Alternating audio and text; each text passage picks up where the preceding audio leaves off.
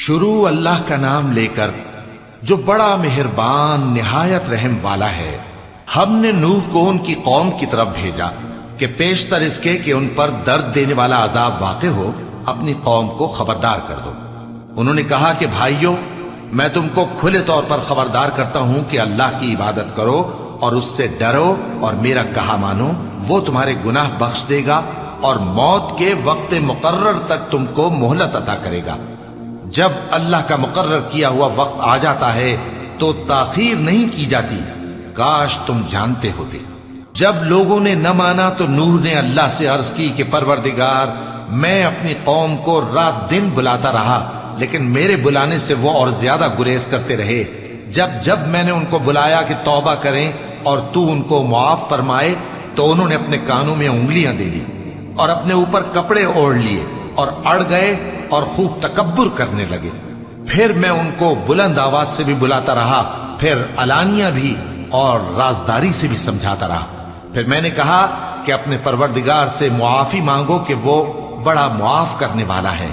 وہ تم پر آسمان سے موسلا دھار میں برسائے گا اور تمہارے مال اور بیٹوں میں اضافہ کرے گا اور تمہیں باغ عطا کرے گا اور ان میں تمہارے لیے نہریں بہا دے گا۔ تم کو کیا ہوا ہے کہ تم اللہ کی عظمت کا اعتقاد نہیں رکھتے، حالانکہ اس نے تم کو طرح طرح کی حالتوں میں پیدا کیا ہے؟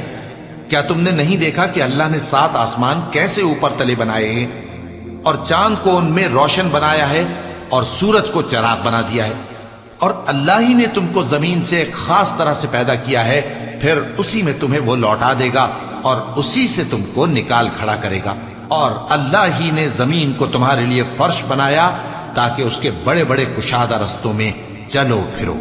آخر میں نوح نے عرض کی کہ میرے پروردگار، یہ لوگ میرے کہنے پر نہیں چلے اور ایسوں کے تابع ہوئے ہیں جن کو ان کے مال اور اولاد نے نقصان کے سوا کچھ فائدہ نہ دیا، اور وہ بڑی بڑی چالیں چلے اور کہنے لگے کہ اپنے معبودوں کو ہرگز نہ چھوڑنا، اور ود اور سوا اور یغوث اور یعوق اور نصر کو کبھی نہ چھوڑنا۔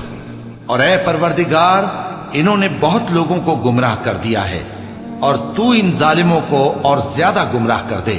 آخر وہ اپنے گناہوں کے سبب پہلے غرقاب کر دیے گئے، پھر آگ میں ڈال دیے گئے، تو انہوں نے اللہ کے سوا کسی کو اپنا مددگار نہ پایا۔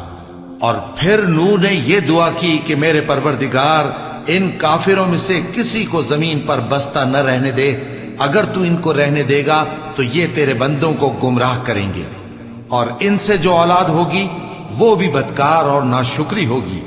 اے میرے پروردگار، مجھ کو اور میرے ماں باپ کو اور جو ایمان لا کر میرے گھر میں آئے اس کو اور تمام ایمان والے مردوں اور ایمان والی عورتوں کو معاف فرما، اور ظالم لوگوں کے لیے اور زیادہ تباہی بڑھا۔